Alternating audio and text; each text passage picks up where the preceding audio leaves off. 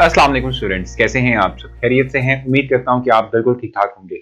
Student, आज का ये जो लेक्चर है इसमें हम डिस्कस करेंगे गैसियस स्टेट ऑफ मैटर की, और उसमें उसकी कुछ टिपिकल प्रॉपर्टीज हैं जिनकी हमने बात करनी है। वो कौन कौन सी प्रॉपर्टीज जो आज हम डिस्कस करने वाले हैं? डिफ्यूजन है, इफ्यूजन है, कंप्रेसिबिलिटी है, मोबिलिटी है, और डेंसिटी की हम बात आज के इस लेक्चर में डिस्कस करेंगे।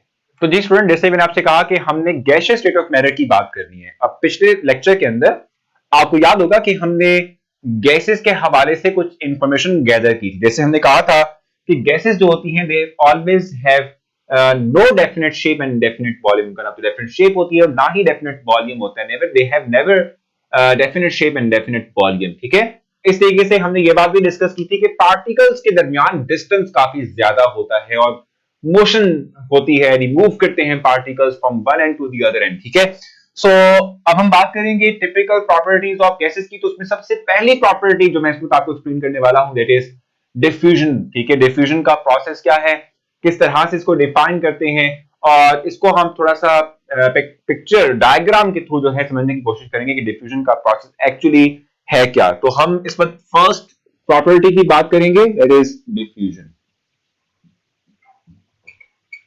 देखिए जनाब, डिफ्यूजन की डेफिनेशन को पढ़ने से पहले हम पिक्चर यानी डायग्राम के थ्रू थोड़ा सा समझने की कोशिश करते हैं कि एक्चुअली हमारे पास हो क्या रहा है। ठीक है, फॉर एग्जांपल मेरे पास एक सिलेंडर है और इस सिलेंडर के अंदर मेरे पास गैस मौजूद है। ठीक है, और पहले तो हम ये करते हैं कि जी इस सिलेंडर को डिवाइड कर देते हैं इनटू टू चैम्बर्स और टू पार्ट्स। इसको हमने डिवाइड कर दिया। ठीक है, एक तरफ मेरे पास ये गैस है ब्लू टाइप की, यानी ब्लू कलर की गैस। ठीक है, और दूसरी तरफ मेरे पास रेड कलर की गैस ये है। ठीक हो गया। आप देख रहे हैं कि दो चैम्बर है, एक ही सिलेंडर में दो चैम्बर है, हमने पार्टीशन की भी है। एक तरफ ब्लू कलर की गैस मौजूद है और एक तरफ रेड कलर की गैस मौजूद है। अगर मैं क्या करता हूं कि ये जो पार्टीशन मेरे पास है सिलेंडर के अंदर, अगर मैं इसको रिमूव कर देता हूं, यानी इसको यहां से बिल्कुल हटा देता हूं, रिमूव कर देता हूं, तो क्या होगा? क्योंकि हम जानते हैं कि गैस पार्टिकल्स जो है वो हमेशा रैंडम मोशन में रहते हैं, मूव करते हैं बिकॉज ऑफ देयर एनर्जी। ठीक है, तो क्या होगा? Because of there spontaneous, because of their random motion, ठीक है, because of their random motion they will collide with each other.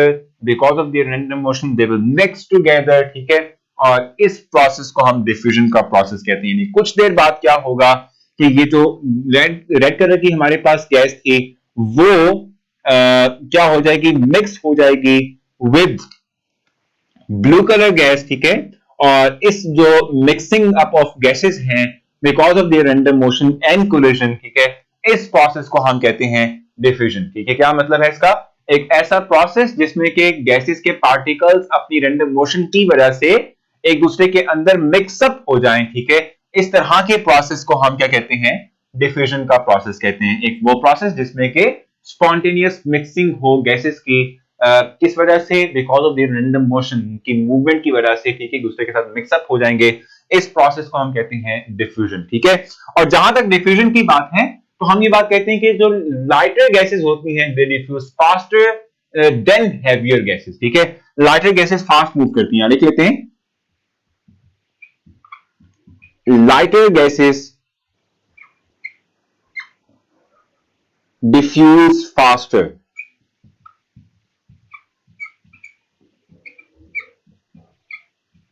ठीक है, यानी वो गैसेस के जिनके मॉलिक्यूल्स का साइज बहुत छोटा होता है, और इसके साथ साथ हम कहते हैं कि साइज छोटे होने के साथ साथ मैस भी कम होता है पार्टिकल का। इस तरह की गैसेस को हम लाइटर गैसेस कहते हैं। लाइटर गैसेस जो है वो फास्टली मूव करते हुए जल्दी से डिफ्यूज कर जाती हैं। हैवियर गैसेस जो होती हैं उनके पार्टिकल्स का साइज लार्जर होता है, मैस ज्यादा होता है, इसलिए वो इतनी आसानी से फास्टली मूव नहीं करती और ना ही फास्टर डिफ्यूज करती हैं। ठीक है, तो ये पॉइंट आ गया। इसके बाद जो नेक्स्ट प्रॉपर्टी हम डिस्कस करने वाले हैं गैस के हवाले से वो है इफ्यूजन का प्रोसेस, कि इफ्यूजन क्या होती है। देखिए, जहां तक बात है इफ्यूजन के प्रोसेस की, तो इसको भी समझने के लिए डेफिनेशन पे जाने से पहले इसकी डायग्राम देख लेते हैं। एक ऐसा प्रोसेस, यानी अब हम थोड़ा सा डायग्राम बना लें, फिर उसके बाद हम इसको एक्सप्लेन भी करेंगे। ले जनाब, ये मेरे पास एक सिलेंडर है और इस सिलेंडर के अंदर मैंने गैस को क्या किया हुआ है, इंक्लोज किया हुआ है, इसमें डाला हुआ है, ठीक है। ये गैस मौजूद है, गैस के पार्टिकल्स जो हैं they are always in random motion, तो ये मूव कर रहे हैं, ठीक है। अब क्या होता है कि अगर मैं एक छोटा सा सुराख कर देता हूं उसके अंदर, ठीक है, किसी भी वॉल के अंदर छोटा सा सुराख कर देता हूं, तो क्या होगा कि ये गैस पार्टिकल्स इस सुराख के स्मॉल होल से बाहर आना शुरू कर देंगे, और इस प्रोसेस को हम कहते हैं इफ्यूजन, ठीक है। An escape of gas particles through a tiny hole because of their random motion and collision is called effusion. एक ऐसा प्रोसेस जिसमें कि पार्टिकल्स जो हैं वो एक छोटे से सुराख से क्या हो, हाई कंसेंट्रेशन से लो कंसेंट्रेशन, यानी कि जहां गैसेस की कंसेंट्रेशन ज्यादा थी वहां से ऐसी जगह जहां पे कंसेंट्रेशन कम थी इस तरफ मूव करें। इस तरह के प्रोसेस को हम इफ्यूजन कहते हैं, जिसकी बेहतरीन एग्जांपल आप टायर पंचर की लेते हैं, ठीक है। जब भी टायर पंचर होता है तो जो टायर के अंदर मौजूद गैस होती है वो एक टाइनी होल से बाहर को आ रही होती है, high concentration to low concentration की मूव करती है। इस प्रोसेस को हम कहते हैं इफ्यूजन। तो इफ्यूजन और डिफ्यूजन ये दोनों प्रोसेस जो है वो गैसेस नॉर्मली शो करते हैं। अच्छा, नेक्स्ट जो प्रॉपर्टी हम डिस्कस करने वाले हैं that is compressibility, third one.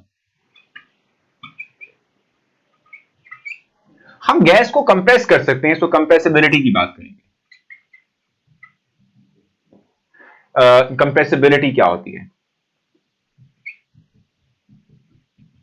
देखिए, जहां तक बात है कंप्रेसिबिलिटी की, तो हम ये बात कहते हैं कि चूंकि हम ये इंट्रोडक्शन में भी देखकर आ चुके हैं कि गैस पार्टिकल्स जो हैं इनके दरमियान गैप्स काफी ज्यादा होते हैं। अगर आप देख रहे हो तो इनके दरमियान गैप्स काफी ज्यादा हैं। अगर आपको पार्टिकल्स नजर आ रहे हैं, ठीक है, थोड़ा सा इसको बात कर लेते हैं। तो ये हैं जी गैस पार्टिकल्स, और आप देख रहे हैं कि इनके दरमियान अच्छी खासी स्पेसेस मौजूद हैं। तो ये जो पार्टिकल्स के दरमियान स्पेसेस मौजूद हैं, इनकी वजह से क्या होता है कि जब हम एक्सटर्नली इन गैसेस के ऊपर प्रेशर अप्लाई करते हैं, किसी एक गैस पे हम एक्सटर्नली प्रेशर अप्लाई करते हैं, तो गैस पार्टिकल दूसरे के करीब आ जाते हैं। ये जो डिस्टेंस है, we can minimise that distance by applying pressure, ठीक है। इसको हम कंप्रेसिबिलिटी कहते हैं। क्या मतलब हुआ कि क्योंकि गैस पार्टिकल्स में डिस्टेंस ऑलरेडी ज्यादा है, तो किसी एक गैस को जो कि हमने इंक्लोज किया सिलेंडर के अंदर, अगर उसके प्रेशर को downward bye applying pressure downward move करेंगे, तो गैस पार्टिकल एक दूसरे के करीब आना शुरू हो जाएंगे, ठीक है, कंप्रेस होना शुरू हो जाएगी। That is called the compressibility. So guys have compressibility, यानी कि एबिलिटी टू बी कंप्रेस, के कंप्रेस हम कर सकते हैं इसको, ठीक है। और नेक्स्ट अगर हम बात करें तो नेक्स्ट प्रॉपर्टी हमारे पास है मोबिलिटी। जहां तक मोबिलिटी की बात है, तो ये भी हम डिस्कस कर चुके हैं अभी के गैस पार्टिकल जो है वो हमेशा स्टैटिक नहीं रहते, वो हमेशा मूव करते रहते हैं, और उनकी जो मूवमेंट होती है, मोशन होती है, जो टास्क हम डिस्कस कर रहे हैं वो है रैंडम मोशन, ठीक है। सो गैस पार्टिकल्स हमेशा रैंडम मोशन में रहते हैं because of the random motion. इस रैंडम मोशन को ही मोबिलिटी हम कहते हैं, ठीक है, यही मोबिलिटी कहलाती है। सो गैस पार्टिकल्स जो है वो मूव करेंगे, और मूव करने की वजह से ही इनके ना तो कोई डेफिनेट शेप होती है और ना ही डेफिनेट वॉल्यूम होता है। लास्ट वन हमारे पास है डेंसिटी। डेंसिटी की हमने बात करनी है ऑफ गैसेस, ठीक है। जहां तक बात है डेंसिटी की, तो डेंसिटी का थोड़ा सा ब्रीफ इंट्रोडक्शन लास्ट लेक्चर में दे चुका हूं। डेंसिटी का सिंपली मतलब होता है मास पर यूनिट वॉल्यूम, ठीक है। तो हमने बात पढ़ी थी कि डेंसिटी जो गैस की है वो सबसे कम होती है, लिक्विड एंड सॉलिड की डेंसिटी हायर होती है। क्यों डेंसिटी कम होती है? वो इस बना पर कि डेंसिटी का मतलब है मास पर यूनिट वॉल्यूम। तो लेट्स सपोज मैं इतना वॉल्यूम ले रहा हूं जिसमें कि मैंने डेंसिटी देखनी है। अब वॉल्यूम मैंने जो स्पेसिफाई किया उसमें सिर्फ दो मॉलिक्यूल है, ठीक है। तो मास कम हो गया, वॉल्यूम बढ़ गया, मास बहुत कम है। तो चूंकि हमारे पास वॉल्यूम भी ज्यादा ऑक्यूपाई करते हैं गैस के पार्टिकल्स और उनका मास कम होता है, सो ओवरऑल हम कहते हैं कि हमारे पास क्या होगा, डेंसिटी कम होती है फॉर गैस, ठीक है। इसीलिए फिर हम कहते हैं डेंसिटी के लिए जो हम यूनिट इस्तेमाल करते हैं, गैसेस के लिए जो डेंसिटी का यूनिट इस्तेमाल करते हैं वो ग्राम पर डीएम क्यूब होता है। ग्राम पर डीएम क्यूब यूज करते हैं फॉर गैस, ठीक है, फॉर गैस, ये यूनिट है फॉर गैस, ठीक है। लेकिन अगर आप बात करेंगे किसकी, अगर आप बात करेंगे लिक्विड की बात करेंगे या सॉलिड की बात करेंगे, तो डेंसिटी का जो यूनिट होगा दैट विल बी ग्राम पर सेंटीमीटर क्यूब। ये है फॉर लिक्विड एंड सॉलिड। इसका सिंपली मतलब ये हुआ कि लिक्विड और सॉलिड की डेंसिटी 1000 टाइम्स ग्रेटर होती है एज कंपेयर टू गैस, क्योंकि लिक्विड के पार्टिकल्स और सॉलिड के पार्टिकल्स के दरमियान डिस्टेंस भी कम होता है इंटरमॉलिक्यूलर फोर्सेस ज्यादा होने की वजह से, इसलिए मास पर यूनिट वॉल्यूम उनका ज्यादा होगा। हम उसको रिप्रेजेंट करते हैं ग्राम पर सेंटीमीटर क्यूब में, और यहां हम कह रहे हैं कि हमारे पास क्या होगा, ग्राम पर डीएम क्यूब के अंदर हम डेंसिटी ऑफ गैस को रिप्रेजेंट करेंगे, ठीक है। और एक और बात भी यहां लिखी हुई है कि अगर आप बात करते हैं डेंसिटी की, तो गैसेस की जो डेंसिटी है बाय इंक्रीजिंग टेम्परेचर वो कम होती है और बाय डिक्रीजिंग टेम्परेचर वो ज्यादा होती है, ठीक है। So at low temperature